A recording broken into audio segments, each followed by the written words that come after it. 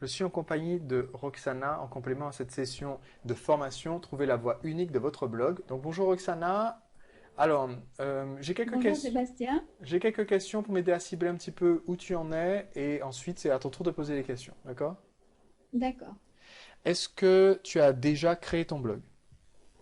Non, en fait, je fais partie de la formation d'Aurélien, mais vu que je veux faire un blog professionnel, je voulais d'abord te parler justement pour savoir si je suis dans la bonne voie ou pas. Ok, donc on est dans la phase de conception et là il s'agit de définir un petit peu ta stratégie avant de te lancer. Oui, c'est ça. Ok, c'est parfait. À terme, qu'est-ce qui va rapporter du revenu sur ton blog? Est-ce que tu veux que ça soit de la vente de produits? Est-ce que donc ça veut dire créer ton propre produit? Ou est-ce que tu as une idée de ce qui va être vendu via ton blog? Oui, je vais proposer des programmes de coaching personnalisés. Initialement, ce sera surtout privé, mais j'aimerais assez rapidement commencer à créer des programmes de groupe avec des webinars, des choses comme ça, des programmes vidéo, bah, un peu comme ce que tu fais, Mhm. sur mon thème. Et sur mon blog anglais, je veux aussi développer une petite ligne de produits nutritionnels très ciblés en fait. Donc, j'aimerais aussi pouvoir lié peut-être ma partie e-commerce en Angleterre. Mais bon, pour le blog français, Quand tu dis ce ta sera partie surtout. e-commerce, c'est-à-dire tu as déjà cette activité? Non, non, c'est ce que je compte faire en parallèle. Ok, J'ai déjà en tête une petite ligne de produits que je vais pas stocker, mais que je pourrais rendre disponible pour une petite source de revenus complémentaire. ok. Une question. Pourquoi cette envie de faire un blog en français et un autre en anglais? Ben, en fait, j'ai vécu très longtemps en Angleterre, donc j'ai quelques clients pas très officiels, mais disons que j'ai une petite base là-bas. Mais je passe aussi beaucoup de temps ici et j'aimerais faire quelque chose en français. Et j'ai remarqué que ce domaine-là, donc minceur, n'est pas traité de cette façon et c'est quelque chose qui me tient à cœur parce que j'ai lutté avec mon corps presque toute ma vie. Donc, je, mon blog en anglais, ce sera un petit peu plus général. Ce sera sur tous les troubles alimentaires, digestifs, nutritionnels, euh, le stress et aussi le poids. Mais celui en France, j'aimerais qu'il soit plus ciblé. En fait, ce Alors, sera un alors blog santé. je t'explique pourquoi je Oui, te pose la question. oui, D'accord? Euh, et sois très très attentif à ce point-là. Euh, il n'est pas impossible d'avoir plusieurs blogs dans plusieurs langues. D'accord? C'est tout à fait possible. Par contre, ce qui est quasi impossible, c'est d'avoir plusieurs blogs qui marchent vraiment dans plusieurs langues. oui. Euh, et je peux te dire, je connais beaucoup de gens qui sont des blogueurs qui vendent des produits, aussi bien sur mon marché que sur d'autres marchés, euh, qui vendent des produits d'information ou d'autres types de produits. D'accord? Je Oui, connais personne qui ait démarré. Tout le monde a démarré plusieurs blogs. Je connais personne qui ait démarré plusieurs blogs à succès simultanément ou même la même année et pu développer plusieurs projets de blog simultanément. Pourquoi? Parce d'accord. que à partir du moment où tu as quelque chose qui décolle, tu peux pas vraiment lui faire atteindre son potentiel à fond en étant focalisé sur plusieurs en même temps. D'accord. D'accord? C'est pour ça que je te demandais, j'essaie de creuser un petit peu pour comprendre pourquoi le marché anglais plus le marché français. Oui, Parce que selon moi, euh, forcément entre les deux, tu en as un où tu disposes déjà de plus de ressources, donc qui va décoller potentiellement plus vite. Ou un pour lequel c'est plus facile pour toi de publier, donc qui va décoller plus vite. d'accord. Et à mon avis, c'est celui-là qu'il faut développer en premier avant de passer à la suite. Tu vois, quand j'ai découvert tout ce qui était possible pour moi de faire en tant que produit d'information. J'ai dit, tiens, un jour, ça m'intéresserait de faire des produits avec des formations de marketing, des choses comme ça. Mais j'ai réalisé qu'à l'époque, c'était en 2008 quand j'ai fait cette réflexion, j'ai réalisé à l'époque, j'ai pas forcément encore assez de recul et d'expertise pour démarrer là-dedans. Et surtout, j'ai plus de ressources pour continuer mon activité de coaching en séduction. Donc, je fais ça d'abord. Oui, Ok. Et ensuite, il y a un temps, tu vois, j'ai programmé, voilà, pendant 2 ans, je fais ça, je me concentre dedans, et à un moment donné, je vais faire la transition. Et j'ai fait la transition. d'accord. D'accord. Et je pense que dans ton cas, c'est aussi ce qu'il faut réfléchir, dire, si je passais 2 années à développer un blog jusqu'à ce qu'il soit rentable, qu'il me paye suffisamment d'argent, et qu'entre guillemets, euh, ce blog me finance le hobby de développer l'autre blog jusqu'à ce que l'autre blog lui aussi soit une vraie entreprise, tu vois, un vrai blog professionnel, là, c'est une meilleure stratégie. D'accord. Donc ma question pour Euh, toi, c'est quel serait chronologiquement le premier de tes deux marchés qu'il faudra développer? Bah, en fait, si tu veux, le vrai blog en soi, je pense que j'aimerais que ce soit mon blog en français. Euh, le site anglais serait peut-être plus au départ une plateforme pour proposer mon coaching, euh, etc. Mais le véritable blog où je veux écrire des articles qui me tiennent à cœur et puis euh, apprendre à faire des vidéos et vraiment interagir avec les gens, je pense que c'est vraiment ce domaine-là. D'accord. Le problème que j'ai entendu dans ta réponse, c'est je vais proposer mes services sur un site en anglais et je vais bloguer sur un blog en français. Mais je vais aussi proposer mon coaching en français, Ok, d'accord. mais oui, donc tout ce qui est écriture, blogging, j'aimerais me concentrer en France.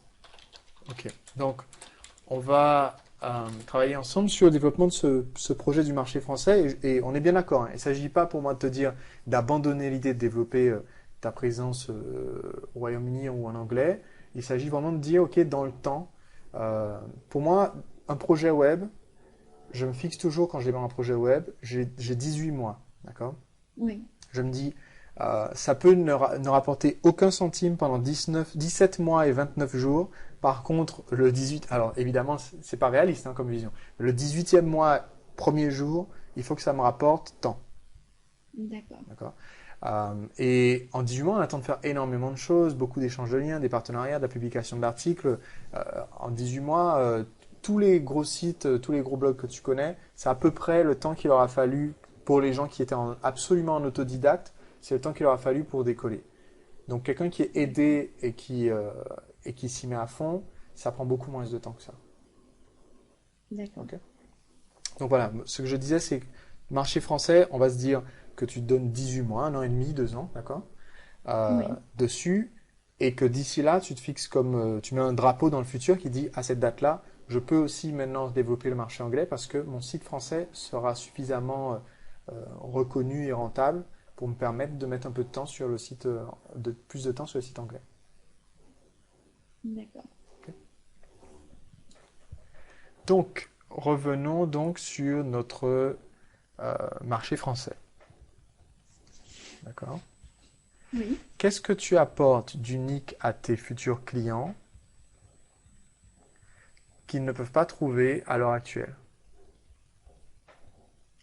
Euh, actuellement, je ne suis pas spécialisée dans la minceur. On me pose des questions à ce sujet, mais je pense que mon approche est différente dans le sens où je ne propose pas de restrictions. Je travaille avec les gens tels qu'ils sont.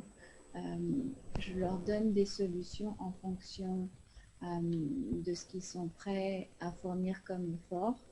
Euh, je regarde beaucoup leur mental et, les efforts qu'ils sont prêts à fournir et j'adapte en fait les solutions en fonction de ça. Donc, je leur donne des solutions à court terme, mais je les invite aussi à regarder au long terme d'une façon en fait très très douce, sans jugement, sans imposer de changement dramatique, je m'adapte en fait. Je ne sais pas si c'est assez clair. Euh, je pense que je vois l'idée, mais je pense que c'est pas défini de façon assez tranchée et assez synthétique. Oui. D'accord. Euh, Ce que tu as mis en avant comme idée dans ce que tu viens de m'expliquer, c'est que, premièrement, par opposition à la pensée régime, ce que toi tu proposes, c'est d'éviter les situations. Tu évites la situation de manque qu'il y a et de frustration quand on se pose une limite. oui. D'accord. Genre, j'arrête de manger des sucres. Voilà, un point c'est tout. J'arrête tous les féculents, ou comme font certains régimes qui consistent essentiellement à arrêter quelque chose. C'est ça? Oui. Oui. Ok.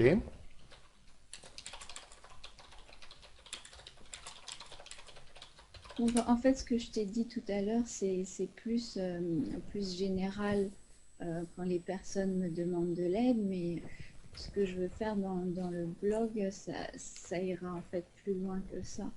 Euh, je veux en fait un peu casser tous les mythes relatifs à la nutrition, à ce qui est Quel mythe? considéré, eh bien, qu'il y a des éléments qui sont bons, d'autres qui sont mauvais, qu'il faut absolument éviter certaines choses pour mincir, qu'il faut s'acharner à faire des exercices difficiles, enfin, franchement, un par un, je veux m'attaquer à ça. Ok, je les écoute. Je veux une liste la plus exhaustive possible. Ah d'accord, ok. Euh, en fait, j'avais pas fait de liste, mais Eh bien, alors, on va se noter une section dans notre prise de notes qui va ouais, être les exercices à réaliser, d'accord? d'accord, Et dans cette section, tu vas ajouter déjà en un faire la liste des idées reçues à abattre. ouais, d'accord, Quand quelqu'un s'inscrit sur mon site de conseils amoureux pour les hommes célibataires, la première chose qu'il reçoit par email, le premier article, c'est un article de blog que j'ai écrit en 2008, mais c'est toujours le premier truc que j'envoie par email, c'est peut-on séduire 100% des femmes qu'on aborde? D'accord.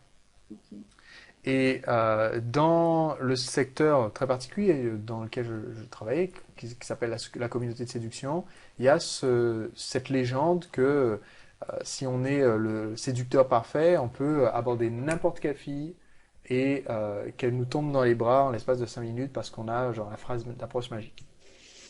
Ok.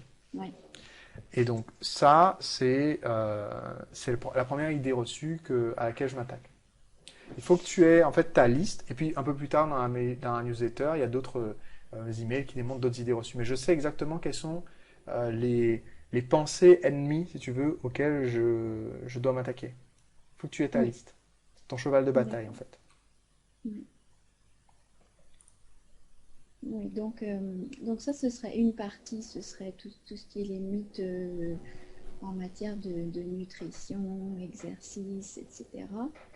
Euh, mais en Alors fait, donne-moi quelques autres, s'il te plaît. J'en ai que deux pour le moment. Certains aliments sont bons et d'autres mauvais. Ils vont faire des exercices oui, difficiles. oui. Euh, il faut absolument éviter certains aliments. Il faut absolument prendre certains aliments pour mincir. Euh,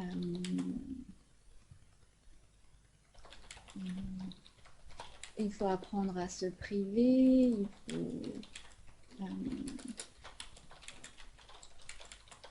J'en ai un peu tout cinq. ce qui est, oui, un peu tout ce qui est lutte forcenée contre soi-même. Donc ça, c'est plus, je suppose, le côté mental que je veux aborder. Euh, mais il faut éviter les graisses, enfin, il y en a beaucoup des mythes traditionnels euh, dans le domaine, pas juste minceur, mais santé en général. Mhm. Euh, donc, un de mes objectifs, c'est point de vue nutritionnel, c'est d'amener les gens à réaliser ce qui est bon pour eux-mêmes. Et bon, donc ça s'apprend pas en un jour, mais je veux les amener sur ce parcours. D'accord.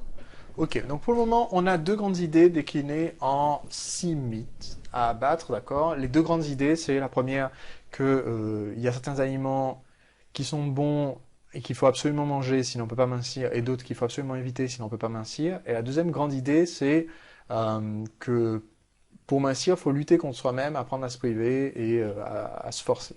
D'accord. Ouais. Ok. Ça, c'est les deux croyances clés que tu vas défendre sur ton site à travers tous tes articles, tous tes contenus, et, euh, et qu'il va falloir que tu trouves à synthétiser dans ton produit de coaching, d'accord? Pour que Mhm. les gens qui sont attirés par ton message comprennent que ce produit, enfin c'est un service en l'occurrence, ce coaching, est une continuité. Si je crois que X et je crois aussi que Y, qui sont les deux idées que je viens de donner, alors il n'y a rien de plus logique pour moi que de m'inscrire à ton coaching. D'accord. D'accord? Maintenant, ma question, c'est comment il fonctionne ton coaching? Parce que j'ai pas encore rempli ma case dans ma prise de notes qui est qu'est-ce qui sera vendu? Bah, en fait, mon blog, ça va pas être juste parler de ces mythes. Euh, en fait, ce que je veux introduire, c'est une notion un peu différente, c'est l'importance du plaisir. Donc, tout ça, les mythes, où ça fera sujets de blog, bien sûr, je veux parler de nutrition parce que euh, c'est une de mes passions, mais l'idée principale, ça va être de cultiver le plaisir, de cultiver la joie, le bonheur, sans parler directement de développement personnel, mais euh, de montrer l'importance primordiale du plaisir, presque un peu bien avant tout ce qui est la nutrition. Alors attends, Donc il y ça a, va il y a être quelque plutôt chose qui ça. me semble très très très très flou d'un seul coup. Oui, Euh, d'accord. le plaisir, le bonheur et l'amincissement, c'est trois choses différentes. Oui, Mais surtout, là, je ne vois pas, ou tu viens de brouiller les cartes avec juste les trois d'accord. dernières phrases, qui font que maintenant, je ne vois plus quel problème ton service de coaching résout. Oui, c'est justement pour ça que je voulais avoir cette séance de coaching, c'est que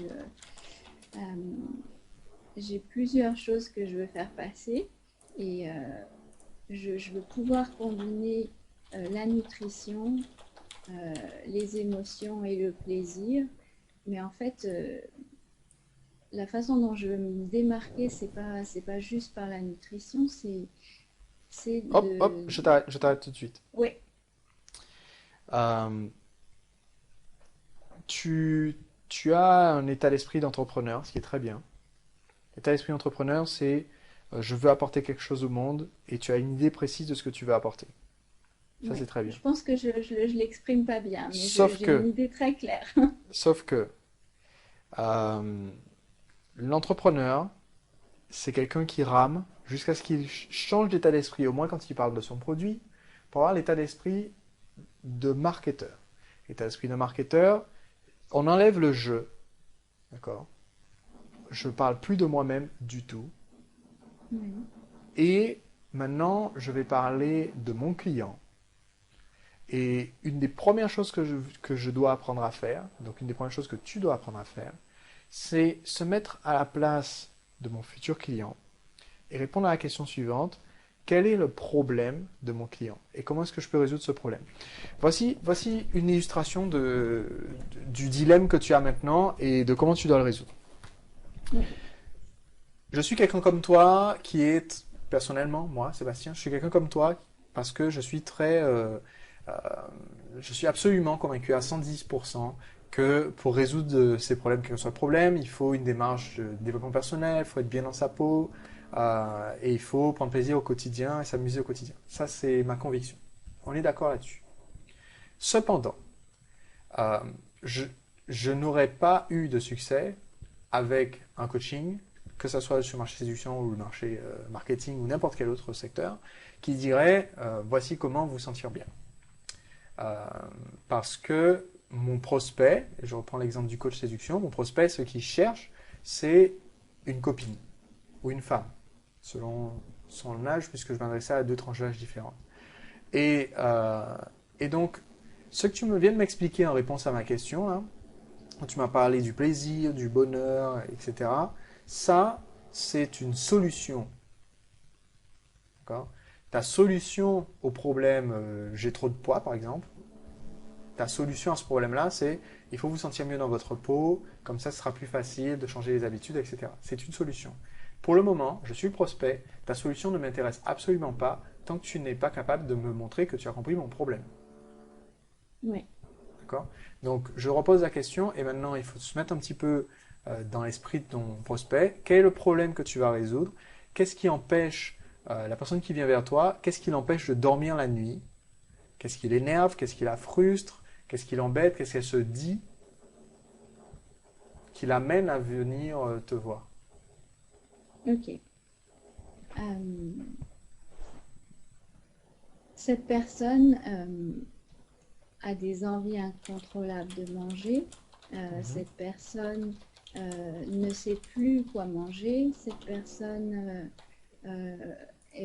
a déjà fait des régimes, a perdu du poids, l'a repris, a essayé différents régimes miracles et, euh, et est un peu perdu, ne sait plus quoi faire. Euh, Cette personne pense euh, qu'elle doit atteindre un certain poids idéal pour être bien. Euh, cette personne pense qu'elle doit avoir un certain corps pour plaire à un homme ou pour pouvoir exprimer sa sensualité avec un homme si elle est déjà avec ou pas. Euh, cette personne n'est plus capable de trouver le plaisir quand elle mange. Tu me dis si je vais trop Euh, vite, hein. c'est bon, c'est impeccable. Continue Oui, à la vitesse où tu vas. oui. Oui, donc cette personne n'a plus de joie dans sa vie et pense que sa joie dépend de son corps idéal. Donc, oui, je pense que c'est ça que j'ai pas bien exprimé au début. Et, euh, et, et en fait, c'est un peu une partie de mon parcours, donc c'est pour ça que j'arrive mieux à décrire comme ça. Ok, et là, tu vois, c'est beaucoup plus précis Oui, d'un coup. oui, d'accord. D'accord? Alors, donc maintenant, on a une meilleure description de qui est mon prospect. D'accord? Et de quels sont Oui, ses problèmes. Donc, là, on a mis dans le même seau un peu euh, son problème plus euh, ce qu'elle pense être son problème. voilà, D'accord? d'accord. Donc c'est bien. Il y a le vrai problème et il y a, enfin pour le moment il y a surtout ce qu'elle pense être son problème. Elle pense que elle doit atteindre un poids idéal et qu'elle l'a pas. Donc elle pense que à cause de ça, elle peut pas avoir de joie dans sa vie et qu'elle peut pas plaire à quelqu'un, qu'elle peut pas exprimer sa sensualité.